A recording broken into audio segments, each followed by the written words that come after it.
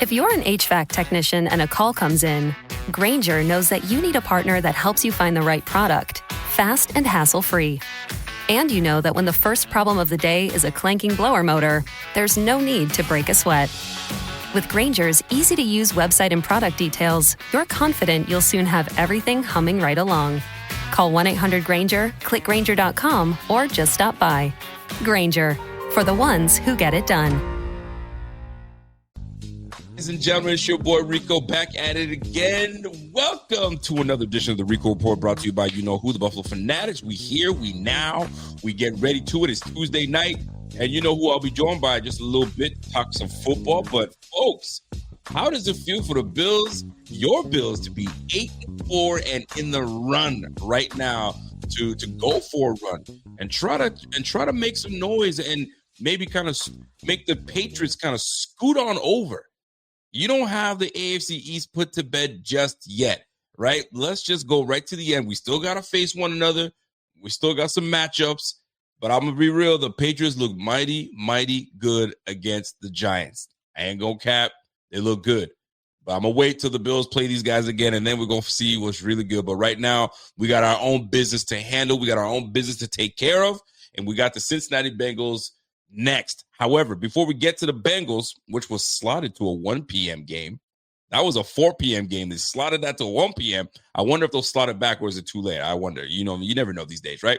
But before we get into the Bengals, we got to take care of business. We got to put the nail in the coffin on the Pittsburgh Steelers. And it seems like the Pittsburgh Steelers fans are putting a nail in the coffin in that season, in their head coach. They're ready to just clear the whole building, including the great Mike Tomlin. The disrespect.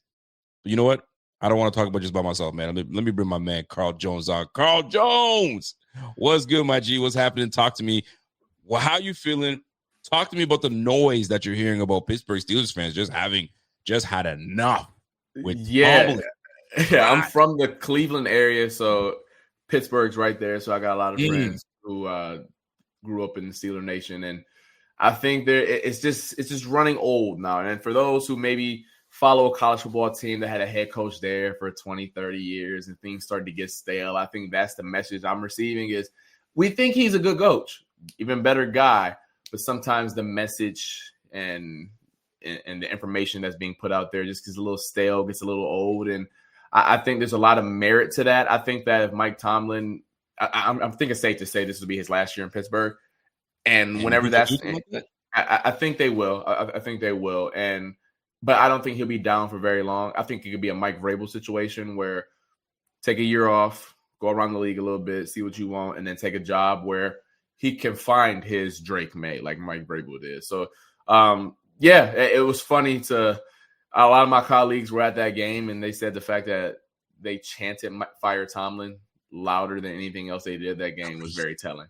That's crazy to me. I'm a fan of Mike Tomlin, and I think it's because, you know what I'm saying, like there's a aura about the head coach. But you're right, sometimes a message can go stale. All the Mike Tomlin isms, they probably go, yo, we heard that already, bro. We got it. We heard you already, bro. Like, I need more.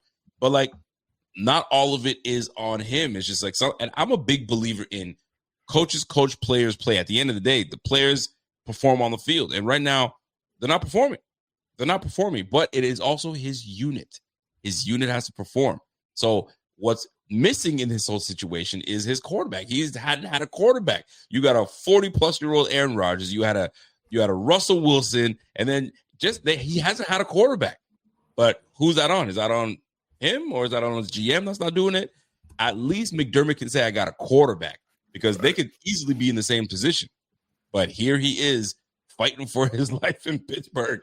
I'll say this real quick to end the Tomlin conversation. There's maybe 5 to 7 head coaches who I truly believe, even without an elite quarterback, make things shake consistently. I think there's not a lot of them. So you're right. No quarterback. Hey, you got to find one. It is what it is. But there ain't that many head coaches who because you got to be an offensive mind and you got to, have a lot of buttons in that department. Like you got to be Shanahan or McVay or somebody of that ilk. Yeah, facts. Big facts. I'll tell you this, though. But is before you came through and started being with the Bills, I truly, truly believe, and there's some fans that do believe this, if Doug Whaley, the former GM for the Bills, found his quarterback, he'd most likely still be GM to this day. Because this guy knew talent, he knew how to build it, he knew how to take some risks in here. Now, was he? You mean a little too frugal with the money? A little bit. But had he found his quarterback, I truly believe he might still be around. But it is what it is. The business, you got to perform. If you don't perform, you're out of here. So let's talk about performances. Speaking of performances, the defense freaking performed. Did I see it coming? Yes and no. I wasn't. It was one of those things where, like, I'm not sure. It tells me they should, but then sometimes Bills have moments where we've talked about this, we've joked about this, where they allow running backs that have no business running for big yardage have big games. So, like, was this going to be one of those games, or were the Bills going to settle down and buckle up? And they did by really reducing the Pittsburgh Steelers offense to a shell of an offense. So tell me your thoughts when watching this game and you're watching Old Man Rodgers. You're watching DK Metcalf get locked up. You're watching the run game have less than 60. Like, dude, this was a great performance by the defense. You got to give them credit. Yeah, there's a bunch of directions you can go in. I'll start with the Steelers' point of view. Watching that back almost made me want to throw up. That's a bad coach unit. There's no talent on that unit. It's just disrespectful to the sport they got going on. They remind me of like a high school football team in like Division 5. Stop. Like, bro, like the concepts they run is either go slant flat, then we doing nothing but boots. By the way, my man has one working arm, so you can only work out of the pistol, which makes it 30 times easier for the defense. Rough. How about the 4th and 2 stop? You have a tight end that weighs 700 pounds, and you're asking Jonnu Smith to block Greg Rousseau. Lord have mercy. Who the hell made that situation? But I digress. I'm a big believer in, even if you play a down opponent, a schedule that's weak, and this is why I give the Patriots a lot of credit, you make them look less than. You don't make it gray. You make it black and white. This team is not supposed to be on the field with me. So I do want to give the Bills flowers because, like you mentioned earlier, there's been times this year where there have been units, cough, that Saints game, where they had no business being out there with you. The game had no business being close, and yet you didn't play to that potential. So I want to give the Bills their flowers for saying, hey, listen, old man A-Rod, DK, who only can run 3 routes, Jaylen Warren, who's solid, but he ain't on that, and no other wide receiver to speak of. There's no way in God's green earth we're going to let this team get off. So I think all 3 levels played a part in making sure they didn't just win that game. They dominated. And that's what good defenses do to really bad offenses. I don't know if the Bills are a good defense, but that is the type of DNA that makes up a good defense. Okay, let's talk about it. You don't know if they're a good defense, but there is one aspect of this defense that seems to be catching a lot of eyes in the NFL, and that's the pass defense. Can this pass defense truly be trusted? Are the metrics true? Are our eyes playing tricks on us? Or is this a legitimate great pass defense? I wouldn't say great, because I think once we get to the postseason and everyone has great coaching in the postseason, like this won't be a situation where like, oh my gosh, McDermott can outcoach X, Y, and Z. It's Jimmys and Joes once you get to the postseason. And I don't think they have the Jimmys of a Seahawks or a Texans or Broncos or things of that, or last year's Eagles, right? But I think they are objectively good, like 7.5 out of 5, 10, a B, maybe even B plus on their best day unit, to where you don't feel like that's going to be the portion of the defense that lets you down. Christian Benford has become a much better corner the last 5-6 games of the year. I think that even Trey White has played better. Max Harrison has provided a different dynamic at cornerback.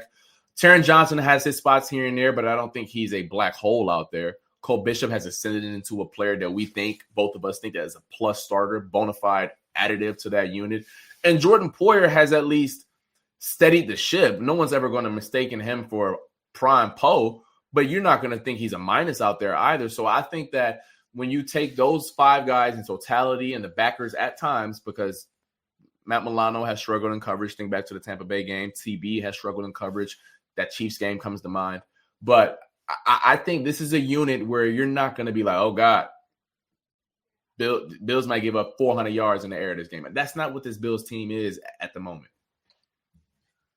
Now, we talked about a little bit off air a little bit, and I said, is the pass defense showing good numbers and metrics because teams don't really have to pass on us? They can run the football. We are dead last in defending the run. Now, this past game, allowed us to kind of get out of that 30-second spot, maybe, or maybe we're still there. But like, if I they still down, they still down. You're probably still there. So if I ain't got to throw the football, yeah, your pass defense is gonna be good. I don't have to. I'm gonna run for $180 and throw for 150.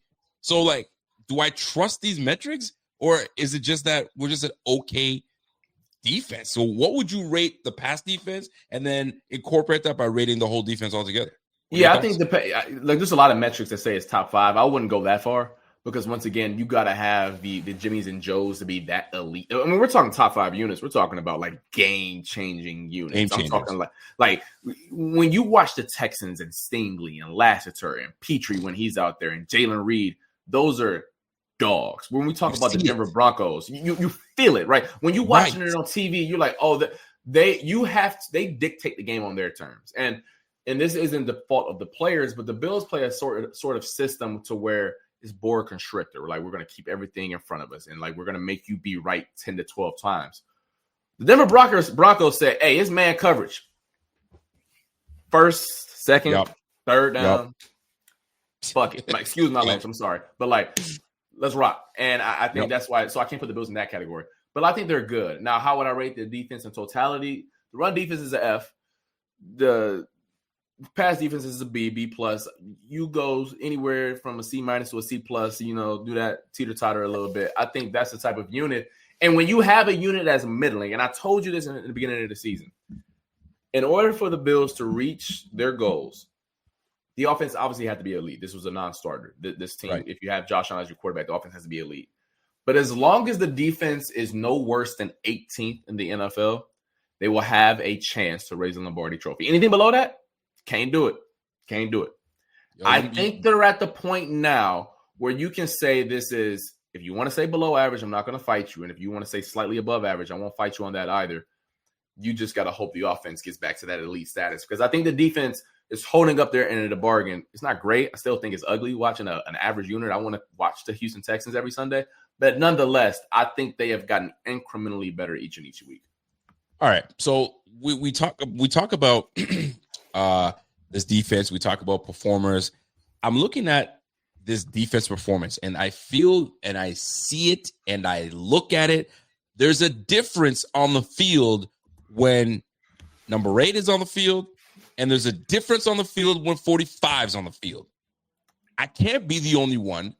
Your thoughts on Shaq Thompson not only taking more reps, I'm talking about taking all the reps in the middle of that defense going forward. I get it. We paid Bernard.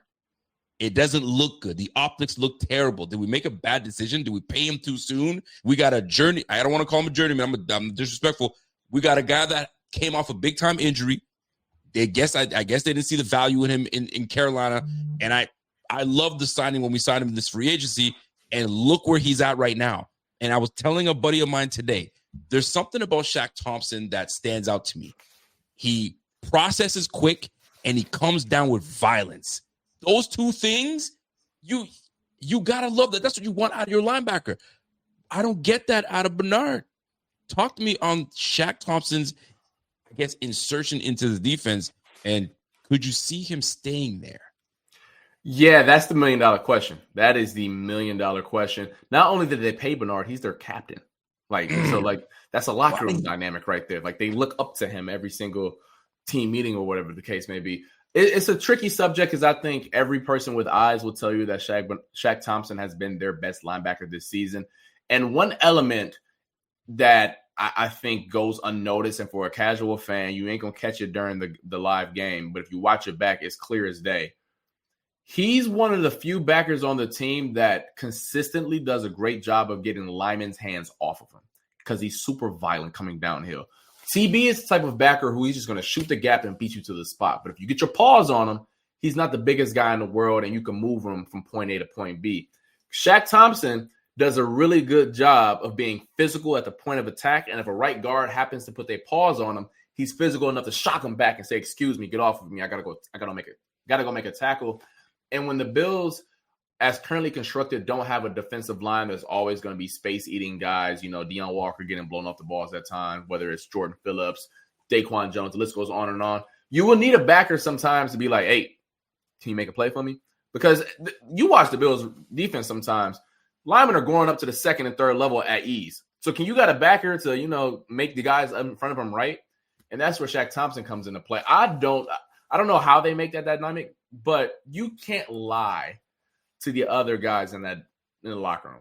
We see it, those guys out there, I'm sure, see it too. So whenever TB gets back to health, it's going to be really hard to look those guys in the face and say, yeah, Shaq, you got to go to the bench. Because I don't know what message that sends, because you're not playing and I know the politics play a huge thing in sports, not just the NFL. Yes. But it is really hard to justify that. Maybe you tell TB you got to play Will. I don't know. Maybe you tell Shaq he got to play Will. I don't know. But I do know then the non-starter is Shaq plays. You figure out everything else after that. But Shaq has to play, because when you have a run defense that is this poor, Shaq Thompson is by far their best and most impactful defender against the run. And that goes for all three levels. You said it, man. I'm going to tell you right now, and it'd be a shame if McDermott played the politics game. Well, we signed him. He's a starter. He's the captain. And this is a free. Nah, bro. Do you want to win? Do you want to win? And this is your best chance of winning? And this is your best chance of giving the ball back to your quarterback by making these defensive stops? Bro, leave 45 in there. Figure out the rest afterwards. I'm with you on that one. I know I only have one more thing about TB. I know he's been banged up this year. And listen, he can be a much different player if and when he gets back to the lineup and he's got the hamstring, the ankle, and the elbow figured out. Yep. But there is nothing that we've seen since week one that suggests that is a player that needs to play over Shaq Thompson. That's all. Thank you very much. I'm so glad you clarified that. By the way, I got a little love being shown your way. My man, Led Robster, Money Mitch comes in and say, yo, Carl Jones, my man. It's a great day to be a Buckeye. How you feeling about Indiana? Much love from the 716 and Ohio. Hey, my boy, I'm gonna keep it short because I ain't got a lot of time, but I'll just say this: it's a great day to be a Buckeye. Hey, mother effing I-O. All right, listen, I got two topics that I want to hit, and I'm gonna let you get out of here. So, real quick, your thoughts on the two bookend tackles. Alec Anderson on the right side. Who would have thought that he was going to get that start? And then you got my man Ryan Vandermark. These boys anchored the right and left side and led the Bills' offense to almost 250 yards. Are you kidding me? Talk to me. Yeah, man. I mean, the offensive line, especially those two guys, it was super impressive how they were just moving guys from point A to point B. And I'm not going to dive into the nitty-gritty of the exact concepts that they ran. But for those at home, a lot of times you watch offensive linemen, you're seeing pullers, you're seeing motion, you're seeing misdirection and eye candy and all that good jazz. For about 30 plays, it was either weak left or duo downhill. There was nothing fancy. There wasn't nothing to help those guys out. It says, can you look that brother in the face across from you and move him from point A to point B? Every single play. And that's what was so cool to see, because when you got backup linemen in the game, you're more concerned about the pass game. So if you are able to limit their exposure in that department and just get downhill and slow down at TJ Watt and slow down at Nick Herbig and a Cam Hayward and an Alex Highsmith, that is, we want to give Joe Brady credit for not being hard-headed and just leaning into what he knows will be their best pathway to victory. Aaron Cromer for getting those boys ready. And then, as you know me, the most credit goes to the men in their arena, Ryan Vandermark and Alec Anderson. Yeah, hell of a job. Listen, last one for me. Benford is starting to get a lot of love right now. Benford openly admitted, I want to be that guy. Where your dog goes, I go. He's emerging. He's getting back in the groove. I know he didn't have the greatest start to the season, but it seems that he's found his footing. I, for one, am not ready to say he back. I'm not there because I know who's coming next week. So I'm not ready to jump on that. But your thoughts on the assignment that he may draw with Jamar Chase coming to town. How do you think he fares in that? And does that make him, if he shuts him down or at least slows down Jamar Chase, can we now say, okay, that he's that dude? He's locked down corner. Talk to me. That's a really loaded question. Okay, hold on. I know. Let me backtrack it a little bit. I talked to Benford earlier this season, maybe even preseason, just about hey, when are you going to start traveling? And he goes, I did it a little bit last year and with just, some matchups based and yada, yada, yada. But he said, we're going to do a lot more this year. Believe that. And he's done it. Now, players get away from him because Bills live in this so much shell and zone world that he don't go into the slot. But when they break the huddle, and just giving you guys some inside football here, when they break the huddle, Benford will follow the team's receiver one. Now, he ain't going to follow him if they motion across or line up in the slot. But if Jamar Chase breaks to the right, so will Christian Benford. Now, you're asking for this weekend in terms of Sunday. The Bills don't ask their corners to live on islands too often. They don't. And when you, once again, I don't want to bore anyone with the ins and outs and the nitty gritty of how football works from a schematic point of view. The Bills give their corners a lot of help. They live in a lot of too high shells and the corners are off. So it is very rare that Christian Benford is going to be one-on-one on an island with Jamar Chase or even T. Higgins for that matter. There are going to be situations on 3rd and 5 where, like, hey, I need you to win. I need you to have inside leverage because you will have help right over top. Or, hey, I need you to stay outside because I got low hole help right there in the form of either a safety or a linebacker. So if you're asking for my matchup with Jamar Chase is going to line up in a slot a lot. Y'all see Chase now. This ain't Chase from like 5 years ago. This ain't Chase from the Super Bowl year where he only lined up on the outside. Chase will be in the slot. His ass will be in the backfield at outside, left and right. You best believe they're going to find that matchup with Taron Johnson as well as Max Harrison. T. Higgins ain't no slouch either. I'm super excited, though. I think Benford is a good corner. I will never put him in that conversation with Surtain or Stingley. I think those guys are definitively the top two. I think Christian Gonzalez, is maybe not on that tier, but he's nipping at the buzz right below him because those guys have much harder assignments. They got no help, and it's just follow guys all over the damn field and let's play ball. I watched the Texans play. I think Stingley has been targeted once in 2 games. The Bills didn't target him once. Bills targeted him once, incompletion, the Gabe Davis drop, remember that? And then he got targeted at the end of the game in the Colts game, PBU to end it. So he don't get a lot of love. I say all this to say, you know me, I love cornerback receiver matchups. I don't think the Bills are going to give him the opportunity to do it. I don't think so. Like I know McDermott, and I've talked off air with some times about some of the DBs. There are going to be 5 to 6 times where Chase and Benford are lined up one-on-one on some, like, I got no help. We're about to find out. Better find out. We're about to find out. All right, listen, you got to go. I appreciate your time. And Ohio, listen, you got some love from my man Money Mitch. Appreciate you. We already know what time it is, man. We're going everything Carl Jones. Go ahead and visit that man. That brother's got to get out of here. I don't want to keep him. Appreciate your time. We're going to do it again next week, baby. Yes, sir. Hey, and by the way, my Buckeyes take on Indiana. And hold on, real quick, I see some people be questioning my affinity for my football. Let me make this abundantly clear. Syracuse gave me $300,000. They will always be my love. Make that clear. These motherfuckers gave me a scholarship to play football. But I was born in the state of Ohio to follow the greatest college football team in the history of football. So don't get it twisted. I'm one of the few people who are legally allowed to have 2 wives. I got 1 wife and 2 wives. Deal with it. Love y'all. Be safe.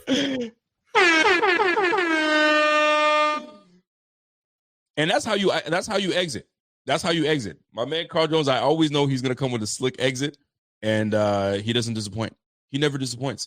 So shout out to my guy, Mr. Carl Jones himself, the Triple OG, doing his thing, man. Listen, I appreciate always having Carl on, even if it's for 10 minutes, 15 minutes. And we built a nice little friendship over time. So we've got a chance to chit chat with one another. So that's my dude, man, right there. All right. Listen, a few more things that I do want to tackle on this last game that we just had. Question for you guys. Was this game against the Pittsburgh Steelers impressive? And did it move you? I know the anticipation play in a Pittsburgh Steelers game, you just never know what's going to take place. The same way that we didn't know what was going to take place with the Atlanta Falcons. It was a little bit of uncertainty. Did we know they had a good running back? Yeah, of course, right? There was a little bit of uncertainty facing the Houston Texans. We're like, okay, we know, you know what I'm saying? They have a good pass rush. We tend to have issues playing against the Houston Texans. So we were on the fence. We weren't sure. This was just going to be one of those games. This Pittsburgh Steelers games, although the numbers were there, they didn't have a great passing defense. Their passing run defense wasn't fantastic. So, did it impress you that the Bills beat the Pittsburgh Steelers? And now that the game is over and how they beat them, does it still hold weight? So I started asking myself that. I was like, well, when you looked at the game, it really didn't do anything for me. It didn't. I liked how we won, but did it do anything for me? Are the Pittsburgh Steelers an actual bad team? I mean, I was looking at the games that they played prior, right? Obviously, they losing to the Chargers. They lost to the Chargers 25-10. Then they beat on the Bengals 34-12. So, and then obviously losing to the Bears 31-28 and pretty much of a shootout. So it's not like they couldn't put points on the board. So, like, what was the Bills' defense just that dominant, and we just found something and we were able to just make it work? I mean, they went up against the Green Bay Packers 35-25. It's not like they couldn't score. So, like, I'm trying to understand. They beat the Colts 27-20. So, like, help me understand these Pittsburgh Steelers. I don't get them. I don't get it. You look at all these matchups they've had. They beat the Patriots 21-14. They beat the Vikings 24-21. The Browns, obviously, the Browns is a tough game. They always have a good defense, but they beat the Browns 23-9. Then they faced the Bengals. Yeah, they faced the Bengals again. Excuse me. They faced the Bengals the first time 33-31, right to the end, 33-31. So, like, and then the Bills come in and just absolutely just take them to the woodshed, 26-7, and just absolutely ran the football down their throats. So should I not be impressed with what we did to the Pittsburgh Steelers? It's not like they had consecutive games of not putting points on the board. You see it. In the loss, they put up 28 points. In the loss to the Bengals, the second matchup, 12 points. In the win over the Chargers, they put 25 points. The win over the Colts, 27 points. The loss to the Packers, 25 points. The loss to the Bengals, 31 points. So they put points on the board. And then the Bills come to town and clean house, 26-7. So I mentioned this to say maybe sometimes, at least I'll speak for myself, I can be a little hard on my Bills. When they have a dominant win, I'm like, well, yeah, they played the Pittsburgh Steelers, so no big deal. No, that is a big deal. It's hard to win in the NFL. You've seen it. Just take a look at our record. Just take a look at the Bills' record. It is hard to win in the NFL. So when you win a game like that in dominant fashion, you've got to praise the wins. Now, we on ourselves, we're a little inconsistent, right? Let's go back to the Saints game.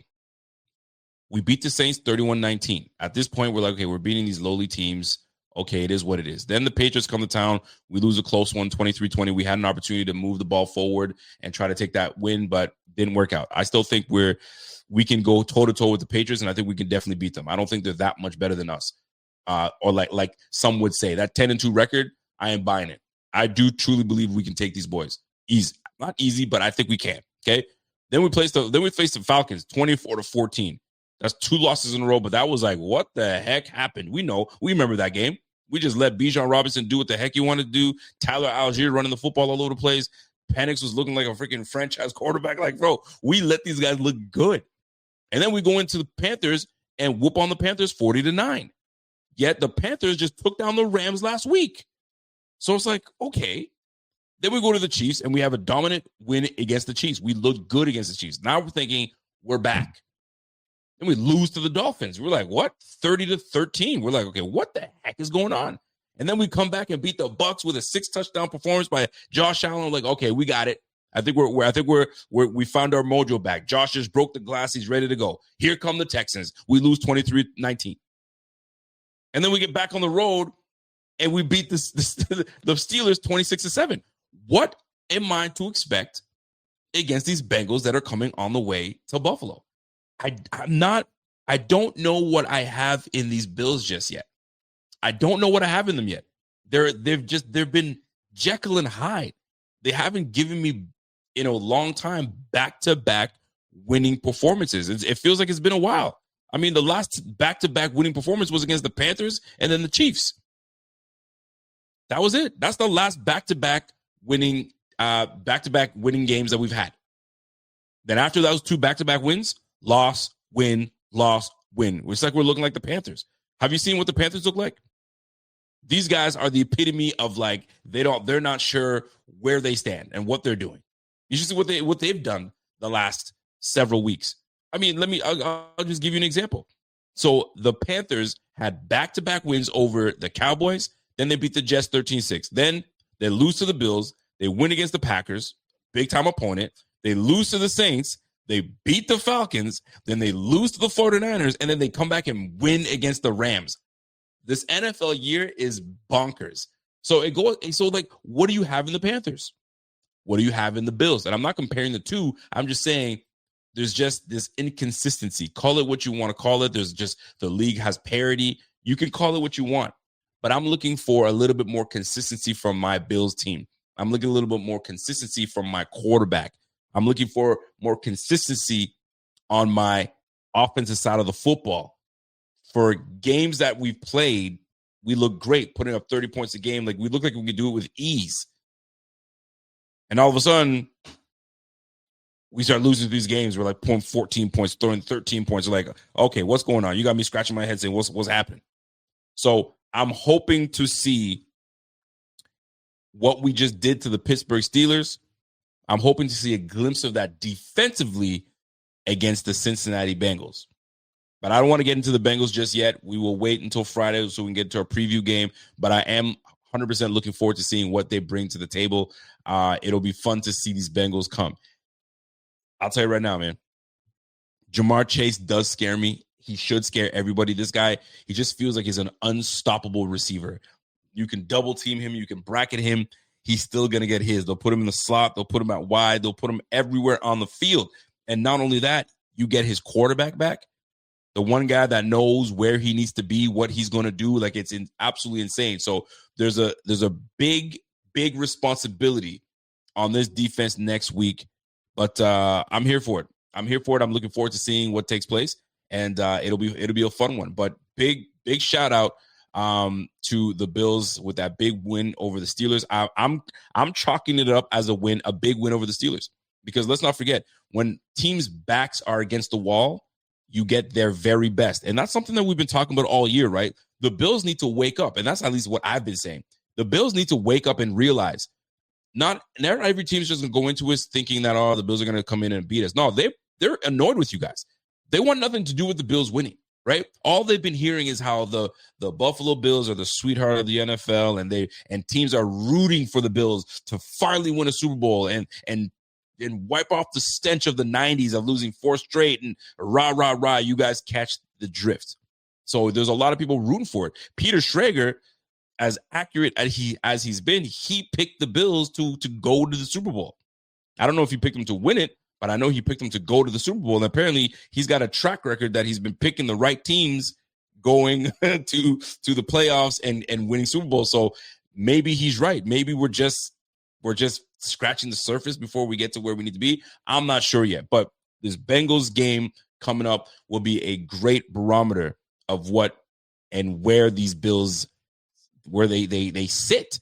And let's not forget, the Bengals are only 2 games out of first place in the freaking AFC North. Go figure. They're 2 games out. The leading team right now is the Ravens at 6-6.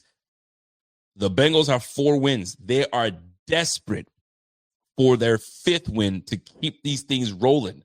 So they're going to come out and treat this essentially like a playoff game.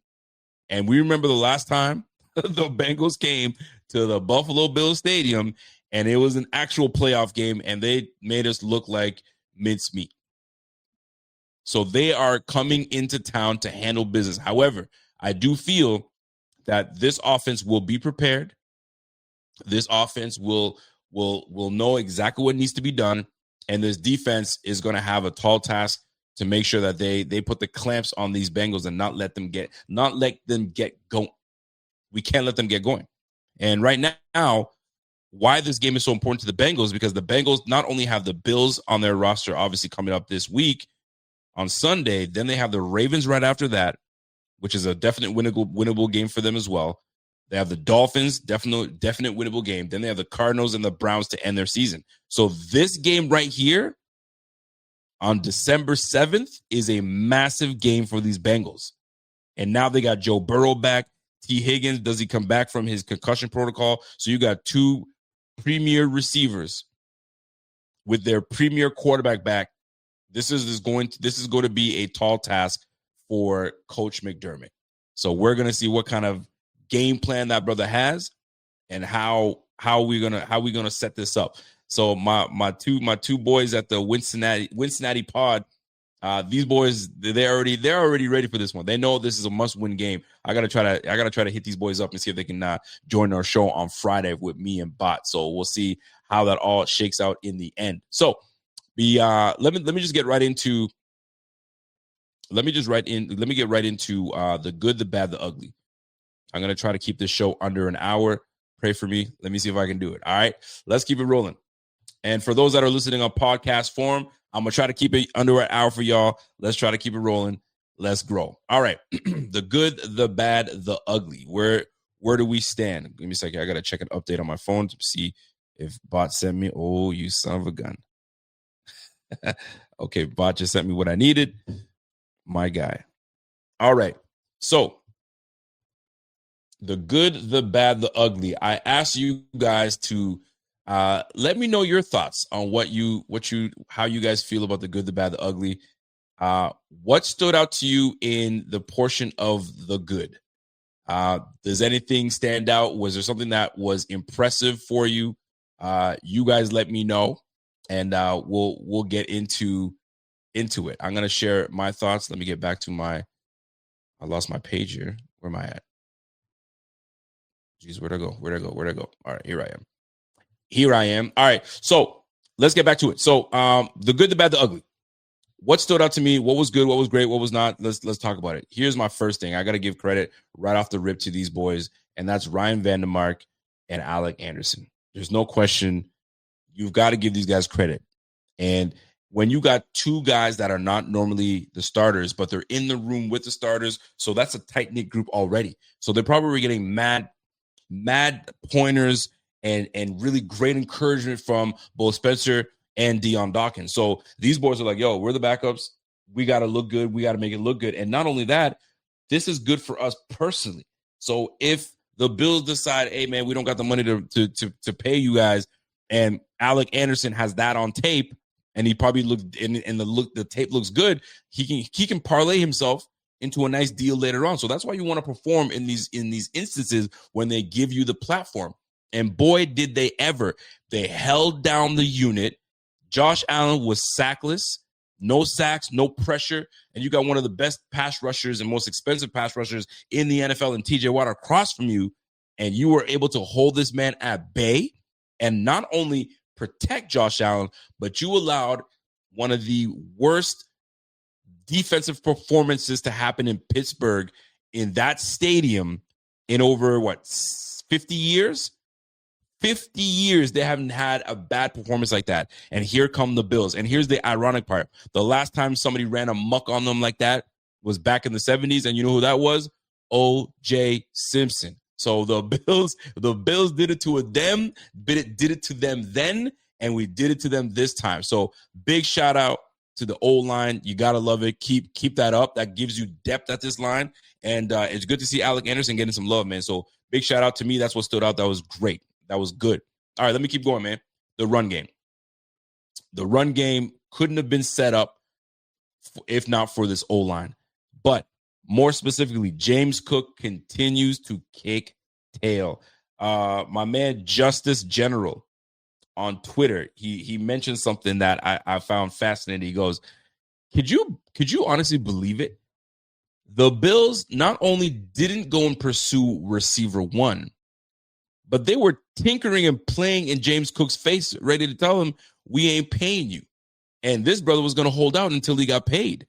Could you imagine if they stood still and hung tight and didn't pay James Cook? We would have been receiver one less and a top premier back sitting saying, pay me or I'm not playing. Boy, would we have put a lot of weight and pressure on Josh Allen. Thank goodness Brandon Beane came to his senses and said, all right, man, all right, listen, what do you want? 15? I got you. 15 mil. Let's get this thing rolling. And right now, it feels as though James Cook is the only guy earning the money that all these new guys got in their contracts. right? There was a moment where it's like, man, like, who's going to earn their money? Is it going to be Benford? Is it going to be Rousseau?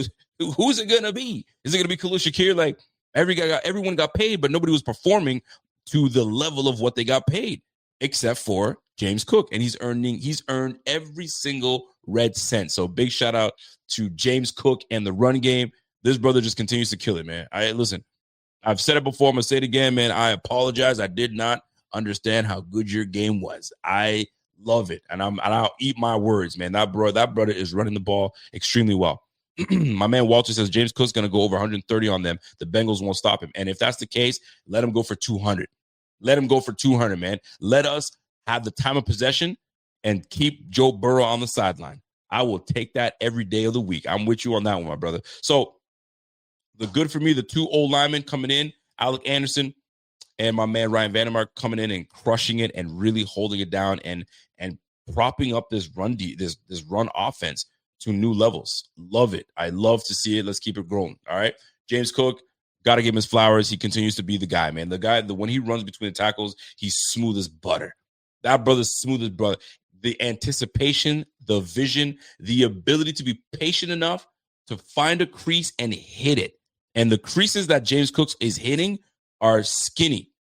And if you don't hit that hole immediately, it closes and you're done for. So the fact that he's using his anticipatory skills, is able to sliver through, elite backs know how to do that. And that's that. You got to give that guy credit. He's been doing a fantastic job. Let's keep that up. All right, let me keep with the good, man.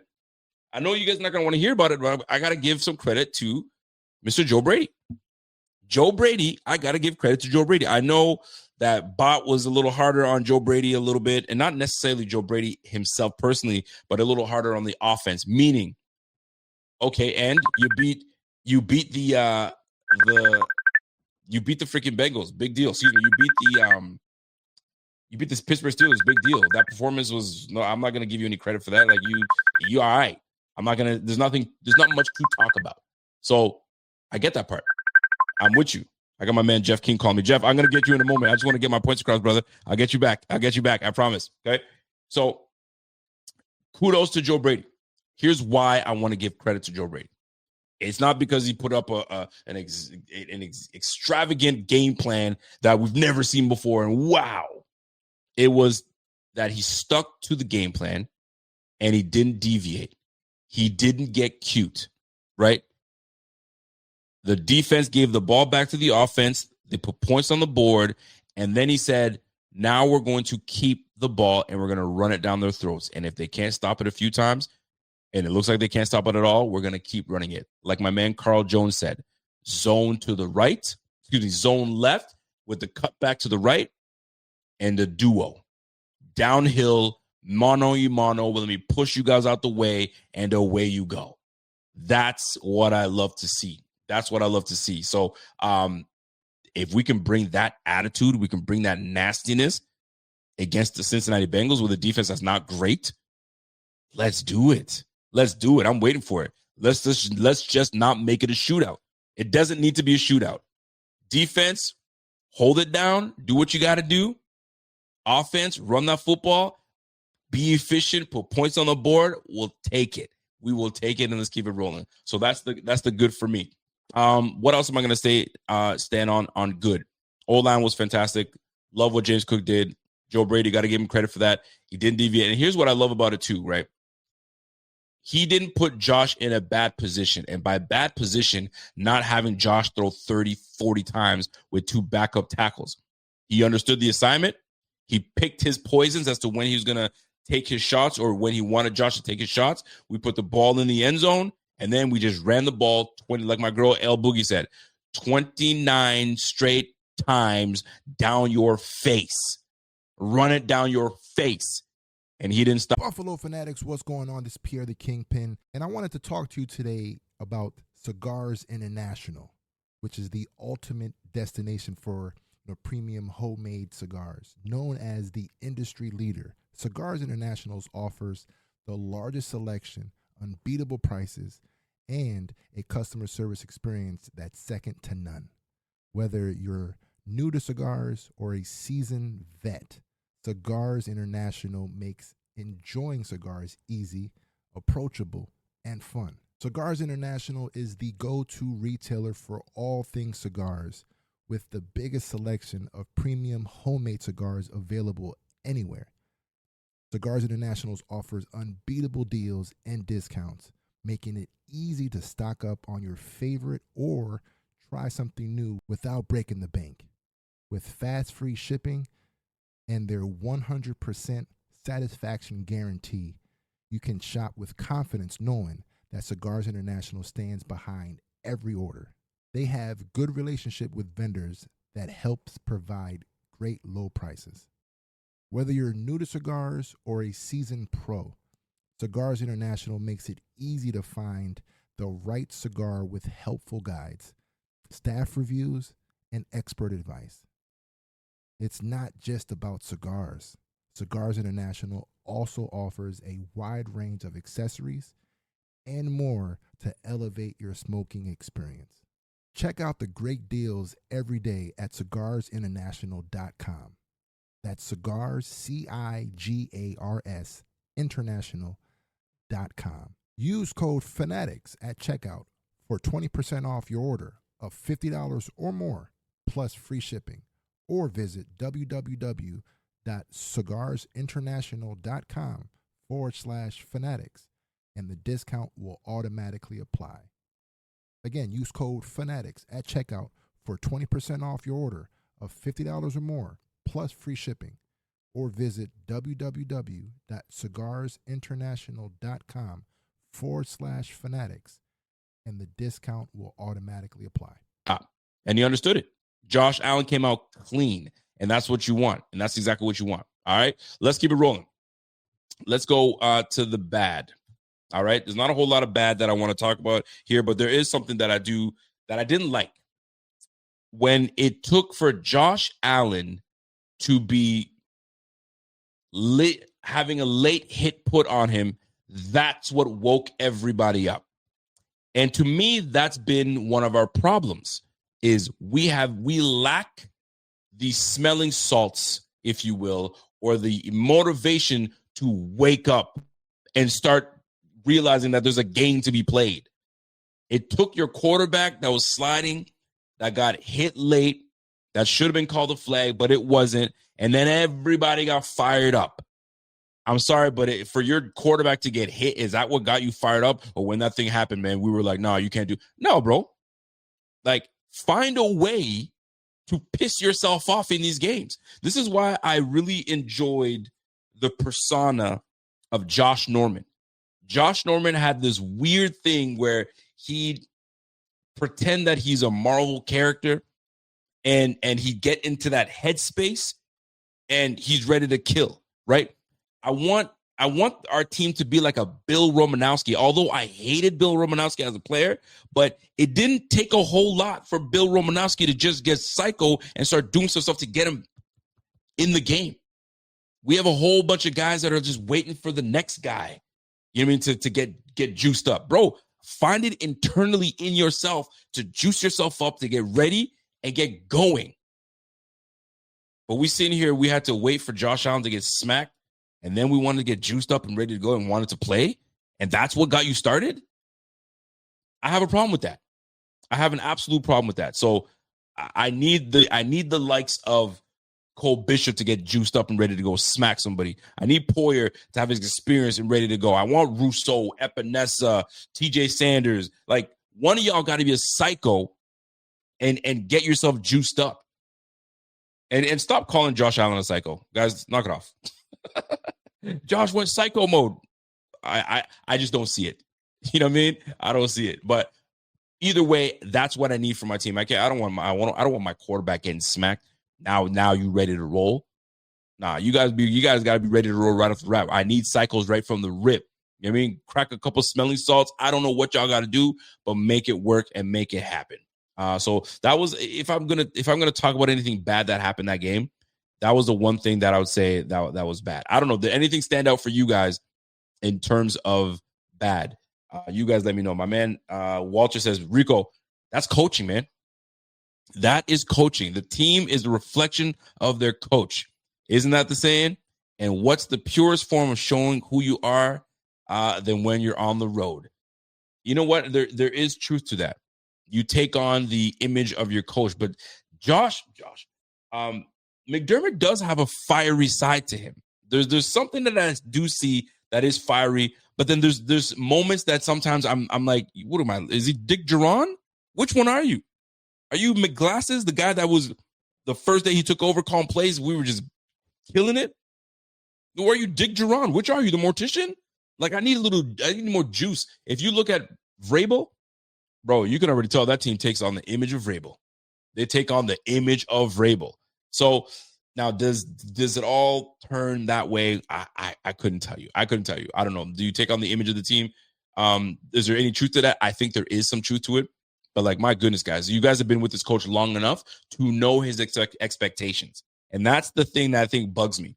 Vrabel is coming into a new team, so everybody's trying to impress the coach. Now, he's a damn good coach altogether, so it's not they're trying to impress him, but first team juice. I mean, look at Ben Johnson. Ben Johnson, first year, he's got these boys leading the NFC. Vrabel, same thing. Now, that's not to take away what Vrabel does. When you've been around, let's go Tomlin. Tomlin had these guys juiced up right at the beginning too, until, you know what I'm saying, you maybe the word is getting stale. So is the word or is the locker room getting stale, or what what Coach McDermott is saying getting stale on these guys? Who knows, right? So those are the things that stand out to me that I'm like, okay. But I didn't like that Josh needed to get smacked for these boys, you know what I mean, to get ready to be ready to go. I didn't like that too much. So something that I've paid attention to, I didn't like it. That's the bad for me. All right, let's go to ugly. Was there anything that was ugly in this game for you? In terms of ugly, I sat on this for a bit, but I was like, that's the only thing that stood out to me was that first interception. That first interception where it just looked like just sad. Just sad. I mean, like, Josh comes in, the ball's a little inside. You're throwing the slant to one of the slowest guys on the team in Gabe Davis, picked off, and away we go. I mean, tell me when you've heard that before. Josh to Gabe, Gabe is a little too slow on that, picked off, right? I'm not necessarily like, I wasn't feeling that. I was like, when I saw that happen, I was like, come on, man. Well, we just got the ball and we're giving it away already? Shoot. We're starting this all over again. So if not for the defense getting sparked up and ready to go and giving the ball back to the offense, who knows how that game would have went? I didn't like that. The turnovers, bro. Now, I get it. The second turnover by James Cook, his own knee hit the ball. But, I mean, he made a bad decision by trying to make it outside. Sometimes you got to cut your losses by jumping in and just take that 1 yard, 2 yard loss. But that fumble killed us, gave the momentum. But our defense came in and prevailed, as they always do. But those turnovers, that interception, to me, that was ugly. Let me keep it rolling. As nice as that win was against the Pittsburgh Steelers, they have the worst passing defense in the league. Yet, Josh Allen and this passing offense were doo-doo. Let me repeat that. Josh Allen and his passing offense. I'm not doo-dooing on Josh. I'm doo-dooing on this. Josh Allen and his passing offense continued to be just, it is what it is. If you saw what I was talking about, it wasn't impressive. So I'm looking at this in a situation of like, okay, so 15 completions for 23 out of 23 for 123 yards.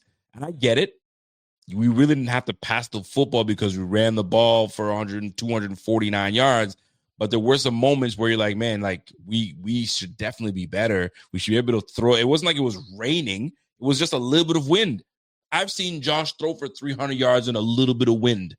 So this passing offense is still a problem for me. That's why I'm not all the way sold on this team and the record that they have. 8-4 is fantastic. I'm glad we're 8-4. But, like, what are we going to look like with an offense that can actually pass, that has two receivers that can go? Aaron Rodgers, DK Metcalf, and Kenneth Gainwell were your leading receivers. That's not going to happen against the Bengals. So will we be able to go back and forth with this Bengals team? unless our defense decides to show up and go God mode on these boys, that is what I'm going to be paying attention to. So to me, this passing offense continues to be a struggle, and I'm hoping that one way or the other, we fix this scenario, we fix this issue, and we keep it rolling. So that's the one thing that stands out to me when it comes to these games. All right. So the good, the bad, the ugly, we got that out of the way. One of my favorite segments of the evening, and this one's a good one. I got a special one for this one. All right, hear me out.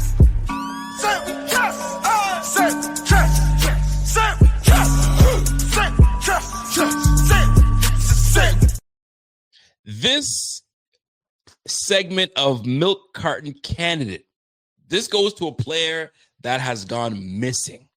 And you're probably wondering, Rico, where are you going with this? Well, this player happens to not be on the Buffalo Bills. This player happens to be receiver for the Pittsburgh Steelers in DK Metcalf.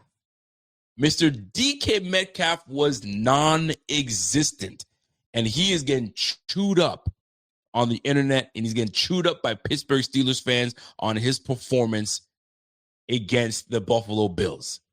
Let me remind Pittsburgh fans and fans of DK around the league and what this brother's been able to do the last several games.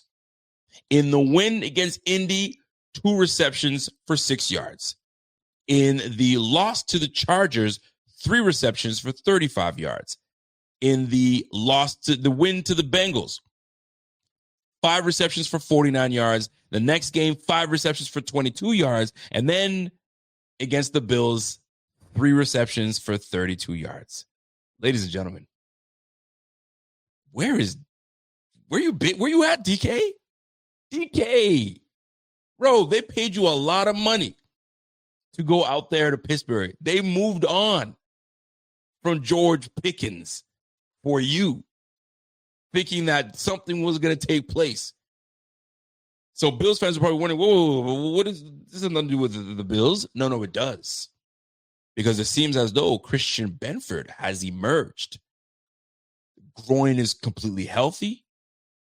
He's now taking the role saying, you know what? Damn all this. Stay on one side. I want that number 1 receiver. And that brother went over to DK and said, where you at? Oh, he's over there? I'm on him. And we all know DK can be quite a bit of a bully, but there was no bullying this time. My man was on DK all game. Wherever DK went, he was right on him and silenced that brother. DK, what's going on, fam? You checked out? What's happening? Milk Carton Candidate, where you at? APB alert. They're looking for you. They are looking for you. Where's your game at, man? They need something from DK. And DK out here messing around. DK out here acting like he don't know. Well, y'all gonna figure it out. Y'all got to figure it out. Because if you don't, not only are you going to get your coach fired, they're probably going to clean house in Pittsburgh. So before they do that, show up for your team, my guy. They're waiting for you. Show up for your team, DK. Ooh, wait. Milk Carton Candidate missing in action. DK Metcalf. Side note, watch him end up getting traded to Buffalo next year. Welcome to Buffalo, DK. But if as of right now, it ain't happening. Silence. But the biggest thing out of all this is the fact that Christian Benford has almost taken on a new identity to say, you know what? Gone are the days where I'm just going to stick on this side. I want the next guy. I want the toughest guy on the squad. So is he going to have a test next week? So the question is, which one will you decide to cling on to? T. Higgins or Jamar Chase? I suggest Jamar, and that will solidify to me where I place you because I like Benford. Benford's he's one of my favorite players on this Bills team. There's a demeanor about Benford that I like. When he talks on camera, you know what I'm saying? He's a guy of very little words. He's not a talky guy. He's just about his business. He's about his action. I like that about him.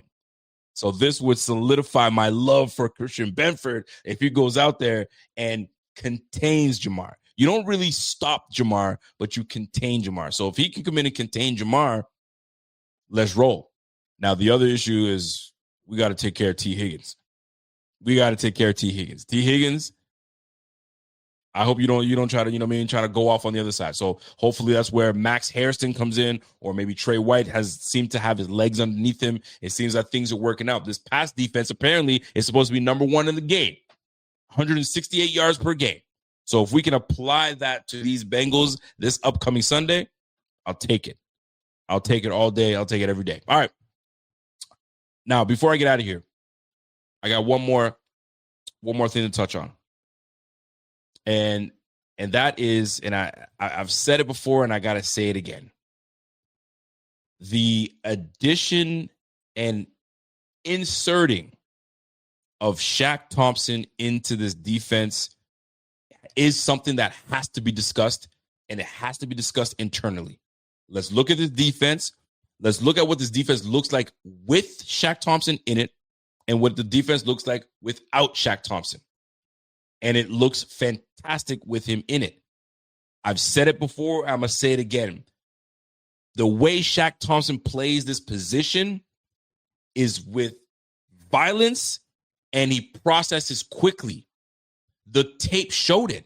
There were multiple occasions where I would see him and Milano in the backfield, and he'd be reacting to a play way sooner than Milano would. And he'd be at point of contact right before Milano got there. Those things show.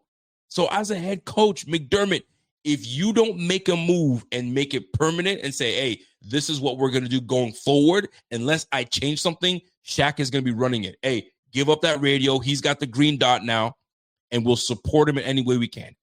The point is to win these games. We're going down a tough stretch. We need a guy that can process quickly, that can get guys in the right position, and that comes downhill with violence. That's the guy that I want to see running the team. That's the guy I want to see. He's got, hey, everybody bring it in. Did you guys not see that? Shout out to my girl, Sarah Larson. She took a picture. He's the one railing everybody in on the sidelines. He's the one talking. You got everybody listening. That's a freaking leader. I'm not saying I'm not saying that Bernard is not a leader, but you got captains. You can wear that C on your chest all you want, but I need a leader. I need a guy that everybody's going to drop everything and say, what you got? What you got? I got you. What you need from me? I got you. Naturally born leader. You leave that brother in. If this is the identity you want, Sean McDermott, bro, you got to leave Shaq Thompson in. And this is not because Bernard can't play. Let him get healthy. And when he's fully healthy, you know what I'm saying? Now you have both those guys on the defense. They're both pretty instinctive. They process quickly, but you have one that plays with a lot more violence than the other. Listen, don't make this hard. Don't make this hard. They put that guy out for dead. He tore up his knee to say, yo, you got to go. And now he's like, I got my second opportunity in Buffalo, and he's not wasting it. What's nasty work, though, is they paid Bernard a lot of money, and Bernard now is being outplayed by Shaq Thompson, the guy that just signed for a one-year deal. But that's football. That's the nature of the game. That's the nature of the game. It is what it is at this point. So don't overthink it. There's nothing to overthink. Let 4-5 stay in at linebacker. He's got everybody's ears. He's got everybody's heart. You know what I mean? He's got everybody's want. And you can see the difference. So now I'm looking forward to seeing more of it down the stretch. Let's not forget who we're facing. We got the Cincinnati Bengals next coming up. That's going to be a big-time matchup because they are desperate. They need that win. Then as soon as we're done with the Bengals, we got the Patriots. Boy, can I not wait for that game. 2 p.m. Let's go. And then after that, we got the big bad Browns on the road to the Browns. Myles Garrett is going to be a menace. Shadur Sanders, He's got a long way to go. We should be able to give him enough fits that he doesn't turn into, the next coming of Vinny Testaverde. And then we got the Eagles. The Eagles, we don't know what's going on with the Eagles. So guess what I'm trying to get to you folks? We have an ability to run this mother effing table, get our lick back against the Patriots, and just maybe, if they falter just one time, we regain the East. We regain the East. They got 2 wins. Listen, that win was impressive. Good for them. They got the win last night, against the Giants. They're 11-2. Then they got a bye week. So by the time that the Bills face them, we're going to be ready to play ball. Now, does it look more favorable for them? Absolutely. But we ain't done yet. This is the NFL. There's a lot of stuff that can go down. The Patriots right now, they got the Bills after, so they go on a bye, so they'll be preparing for us. They got 2 weeks to prepare, so we have to keep that in mind. Then they got the Ravens right after that. Then they got the Jets following, and the Jets seem to have a little bit of juice. You know what I mean? Aaron Glenn and Tyrod Taylor may have found something. A.D. Mitchell doing his thing. And then you got the Dolphins. And the Dolphins are on a quiet run right now. If you haven't been paying attention to the Dolphins as of right now are on a 4-game win streak? They're on a 3-game win streak. The Dolphins are doing all right, and they got the Jets next. They took the Bills down. They got the Commanders. They took down the Saints, and now here come the Jets, and now they got the Steelers after that. Steelers might be cooked. The Steelers might be cooked. I'm just saying. All right. My man said, nah, brother, the East is gone, just like my Chiefs. but that ain't the goal. The East might be gone. I'm just saying. There's always a chance. All right. I know Jeff King. I'm never gonna forget Jeff King. Appreciate that. I'm just gonna try to get all my obligations out, and then we'll get it cracking. So let's look at this Thursday night game coming up. You know what I mean? We gotta do the sleeper talk. Sleeper talk always. We gotta get into that. So let me share my screen real quick, and then we can go look at the standings and what it looks like for these Bills, and then. I told myself I'll try to keep it under an hour. So am I respecting myself here? Am I not? We'll find out. Let's see. No, that's the wrong one. Let me that is the right one. Detroit versus is it the Dallas Cowboys in Detroit? Ooh, that's a good Thursday night game. All right. Let me share my screen for y'all real quick so we get this thing cracking. And but before I do, you guys already know what time it is, man. If you guys have not download the Sleeper app. Go ahead and download that Sleeper app. The season's almost over. If your fantasy team is not doing well, shame on you. I just squeaked a win. I just got my win. Just over the hump of my win, by the way, for fantasy. I needed Keyshawn Butte to give me 13 points. And that brother gave me 13 points on the nose with a touchdown. And I needed one more reception. And I won by 0.97. I needed that win. Now I'm comfortable. I got one more week to kind of solidify myself for the playoff run, and your boy made the playoffs, bro. I was on a bad skid. You guys heard me. I was like on a 3 or 4 game losing streak. Now I've regained myself, and I'm on a 3-game winning streak. I'm going to make it into a 4-game, solidify myself for the playoffs, and then get slaughtered. But it's fantasy football. You just never know. So if you guys have not gotten your free entry of $20, man, dude, do it. What are you waiting for, man? Got a 100% match up to $100. Use the BF code BF25, man. What are y'all slipping for, man? All right, so let's get right into it, man. What do I got for you guys? Well, it's a Thursday nighter. We got the Detroit Lions. That will be without potentially Mr. Amon-Ra St. Brown against the red-hot Dallas Cowboys. Here's what I got. Dak Prescott, passing touchdown. You best believe he's going to have a freebie. I'm going to take that freebie. Passing yards. CeeDee Lamb, 24.5 longest reception. Dak Prescott and that offense, they love to go deep. They will. There's no way he doesn't get a 24-yard reception. That's just that's a no-brainer. Give me that all day. And by the way, Jamar Gibbs, 72.5 rushing yards. Now, this is a tricky one because this is This is not the old Dallas Cowboys. Now you got Clark, you got Quinnen Williams in there, Overshown's back. Like, that defense is a little different now. But I believe in Jahmyr Gibbs. I think Jahmyr Gibbs is the real deal. I really do. I really like. So give me Jahmyr Gibbs over 72.5 rushing yards. Give me CD Lamb at over 24.5 longest reception, right? Over that amount. And then lastly, I got the freebie. I'm never going to pass up free. Nobody ever free is nothing you should ever pass up. I'm just going to tell you that right now. Never pass up free. So that's what I'll take. If you guys enjoyed that, appreciate you guys very much. So it's very simple to go get your free $20, man. Get in there, and we're hooking you up. And use our code BF25. You'll get up to $100 match on your first deposit. All right. And terms and conditions always apply. So see Sleeper's terms for use and details. Currently operational in over 25 states. Check out Sleeper today. All right, folks. Let me get right back to it. Jeff King, if you are there, my friend, go ahead and give us a shout when you are ready. If you're still here, my brother.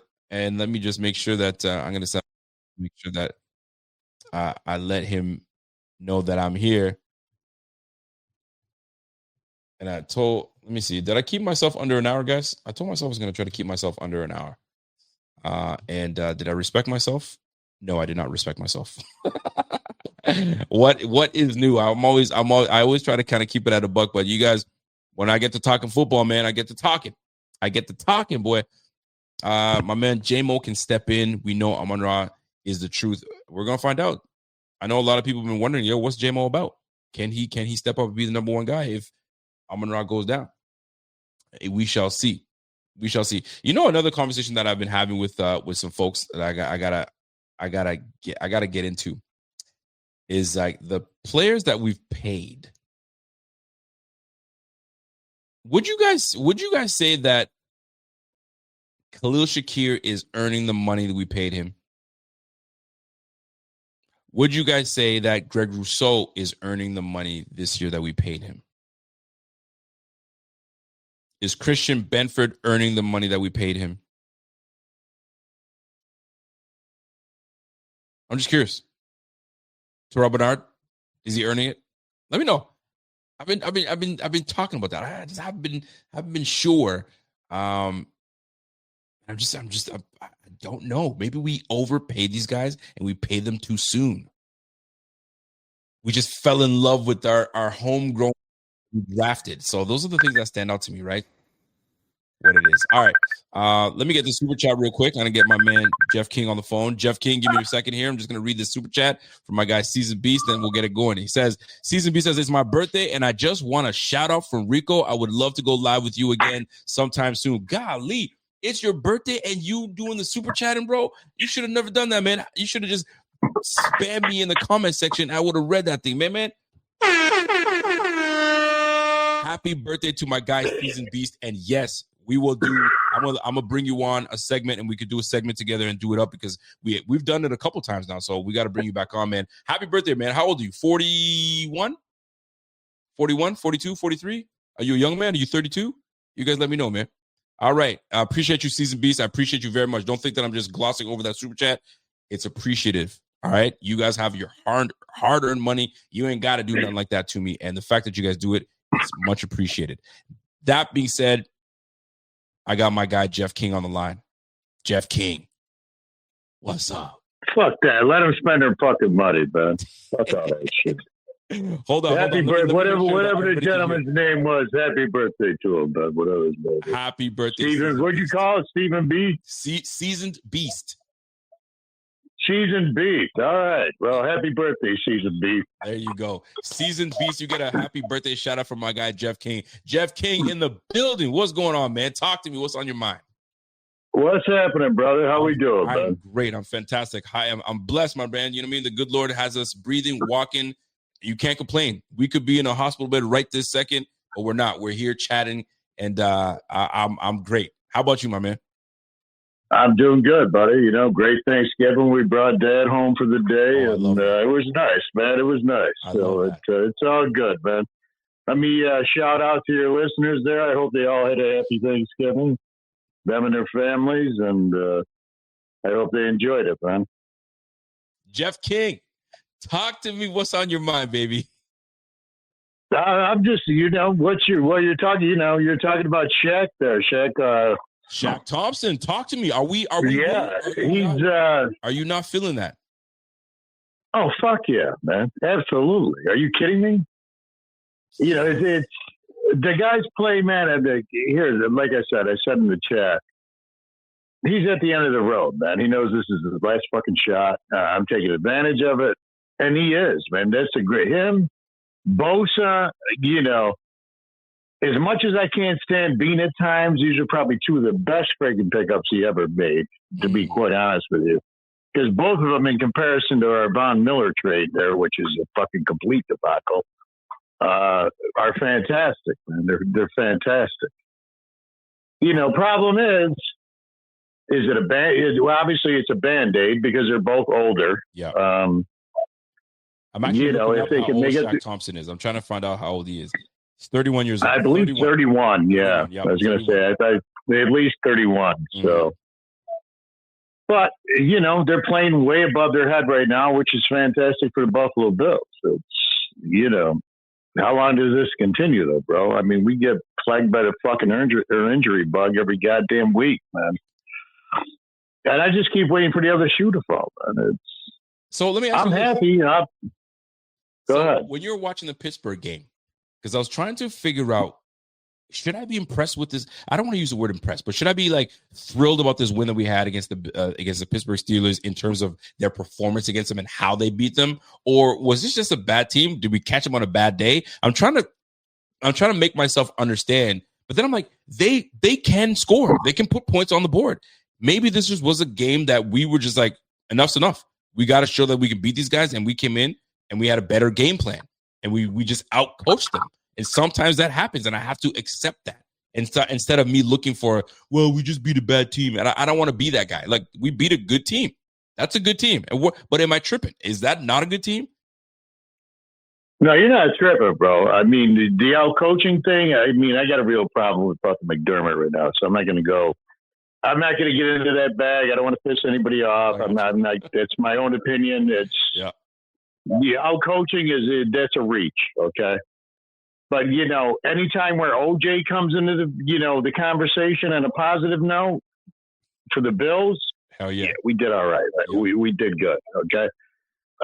No, I think the players stepped up is what happened.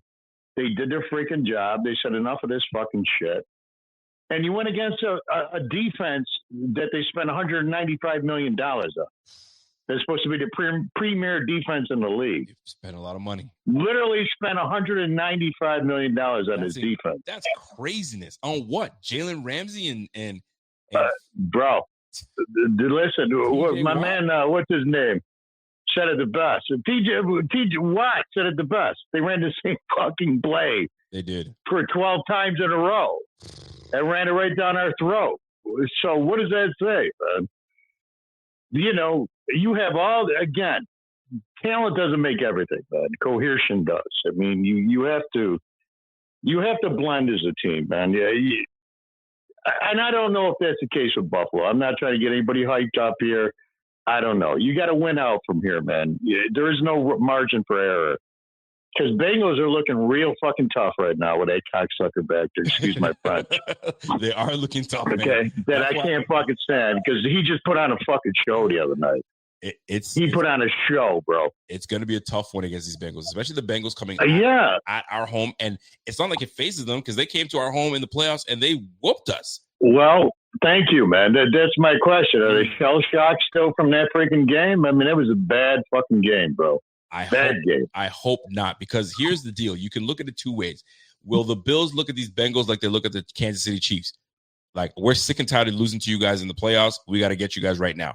So for the Bengals, they just have outmatched us. Are they like, okay, enough already? You guys have taken advantage of us the last few matchups. It's time to get our lick back. Or is this going to be one of those scenarios where we just can't get over the hump against the Bengals like we can't get over the hump against the Houston Texans? They just match up well against us. Is this going to be matchup problem? I'm hoping that you got a quarter and we figure out a way. So It's all about matchups in the NFL. And I guess the Pittsburgh Steelers did not match up well against the Bills. How will the Bills match up against the Bengals? That's the big question. You got a quarter in your pocket? Flip a coin, baby. Flip a coin. Flip a fucking coin, bro. I wish I could tell you that. It all depends on what version of the Bills show up, man. That's the freaking problem with this team. I love them, man. I've had this conversation with you. I can't tell you how many times. Yep. How long I've been with these guys, and I don't want to get into it. I've been involved with these guys for too goddamn many years to remember, man. Facts. Sick and tired of it, man. Sick and tired of it. Josh Allen, probably one of the greatest QBs ever to play the game. Literally, I don't give a shit about Super Bowls or that shit. I'm talking Dan Marino didn't win a Super Bowl. In my opinion, one of the greatest fucking quarterbacks ever to play the game. Yep. But it was a crime the motherfucker never won a Super Bowl. And it's going to be a crime if Josh don't win a Super Bowl. I don't care. Damn. What's that? Isn't that going to be? That's going to be a crime if he doesn't get one. God. It's come on. Again, man, you had to admire Marino. You had to admire that. I mean, the guy did shit nobody else was ever doing. Same thing with Josh. He's doing shit nobody else is doing. Look at him. He's already broken so many records. It's crazy. You're right, man. It's gross. It's gross. I'm not trying to be fucking Dr. Doom here, man. I'm just saying, come on, man. Enough is enough. Well, Step the fuck up. Go ahead. Let me lighten it up a little bit, because Peter Schrager, he picked the Bills to win the Super Bowl, or at least go to the Super Bowl this year. And typically, when he makes his premonition of who's going to be going to the game and his prediction, he's been right, apparently. So the fact that he picked the Bills, maybe, just maybe, we go on this run like the 2008 Giants and we handle business. We never know. No disrespect to Peter Schrager, man. I mean, I like him as a commentator, but Peter Schrager is in a fucking chess club in high school, okay? I'm not taking Peter Schrager's word for any fucking thing, bro. Okay? He don't look like he played fucking badminton, let alone football, but, it is what it is. It is what it is. The man's he's a good commentator. He's entertaining, but, no doubt. I don't know, bro. This is one of those wait and see things we've had every year for the past 40 years. I don't get my hopes up anymore because that's reality. I'm just being honest here. There's more important things in fucking life. There truly are, bro. You know that as well as I do. Your kids, your wife, your job, your health. No doubt.